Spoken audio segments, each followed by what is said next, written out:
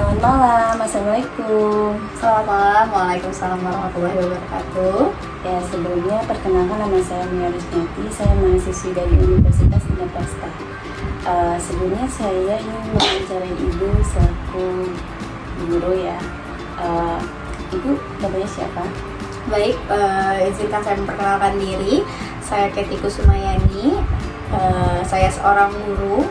Kebetulan saya mengajar mata pelajaran matematika untuk kelas 11 dan saya mengajar di SMK 2 Amal Mulia Kelapa Nunggal. Oh iya, saya ingin bertanya apa latar belakang pendidikan Ibu? Latar belakang pendidikan saya lulusan S1 pendidikan matematika. Kemudian beberapa bulan yang lalu juga saya baru selesai menjalankan pendidikan untuk profesi guru. Lalu apa yang memotivasi Ibu untuk menjadi guru? Baik, yang memotivasi saya sebenarnya kalau cerita ke belakang adalah ibu saya sendiri. Sebelumnya ibu saya itu seorang guru TK, walaupun tidak lama beliau jadi guru. Beliau pernah punya pengalaman jadi guru dan akhirnya dari pengalaman tersebut beliau ingin anak-anaknya ada yang menjadi guru. Akhirnya dari situ ibu saya minta bahwa saya jadi guru. Awalnya diminta, itu sih yang memotivasi awal saya akhirnya terjun jadi guru. Kemudian setelah itu saya memang kuliah di jurusan pendidikan. Akhirnya saya memilih untuk jadi guru. Terus metode yang Ibu gunakan di dalam kelas itu seperti apa?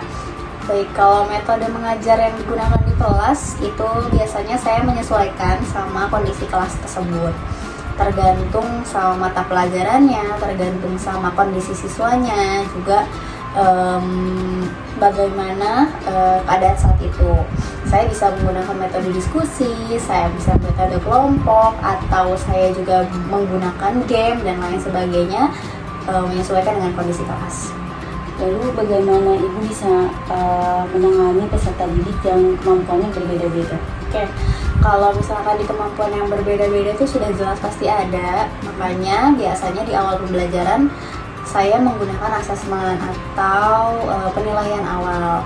Di penilaian awal itu atau asesmen formatif itu di awal saya mengukur bagaimana kemampuan anak-anak saya yang berbeda-beda. Kemudian untuk anak-anak pendidik saya yang berbeda-beda biasanya akan saya kelompokkan sesuai dengan kebutuhan. Biasanya kalau misalnya ada yang anak itu memang perlu bimbingan khusus, saya kelompokkan. Kemudian bisa juga digabungkan dengan temannya yang sudah bisa untuk mengikuti pelajaran dengan lancar. Seperti itu.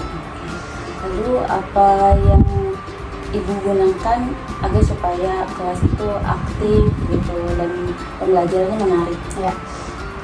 Tadi saya menggunakan asesmen dulu di awal untuk mengetahui kondisi anak-anak. Setelah itu saya meminta mereka agar ikut belajar atau ikut mencari solusi dari masalah yang akan kita bahas hari itu.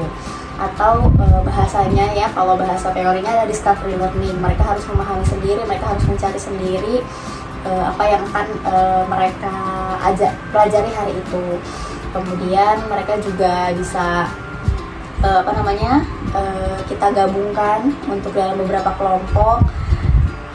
Jadinya mereka harus bisa mengutarakan ada presentasi gitu kan.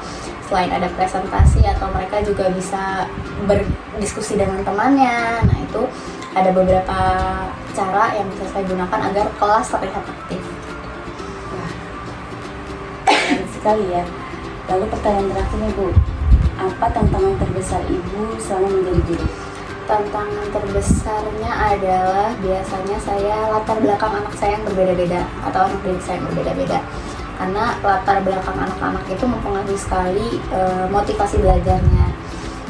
Entah ada kondisi di rumahnya bermasalah, ekonominya yang bermasalah, itu sangat mempengaruhi motivasi belajarnya. Sebenarnya di situ. Selain itu, selain dari diri anaknya, juga keterbatasan prasarana di sekolah atau sarana dan lain sebagainya itu mempengaruhi banget. Apalagi kalau misalkan kita mau mengembangkan metode pembelajaran yang lain yang menggunakan teknologi gitu kan, ternyata sarana di sekolahnya tidak mendukung, itu sangat susah buat kita mengaplikasikannya. Kemudian selain sarana, selain anak-anaknya juga tantangan terbesarnya adalah motivasi gitu ya, kita sebagai guru gimana biar tetap untuk apapun keadaannya anak-anak tersebut kita harus punya jiwa bahwa kalau ya kita bertugas sebagai guru untuk mendidik anak-anak gitu sih. Wah, sangat memotivasi sekali ya Bu. Terima kasih atas jawaban-jawabannya dan atas waktunya juga ya Ibu. Semoga menjadi ibu guru yang menginspirasi dan selalu menjadi ibu guru yang ibu guru yang menjadi panutan untuk semuanya. Amin.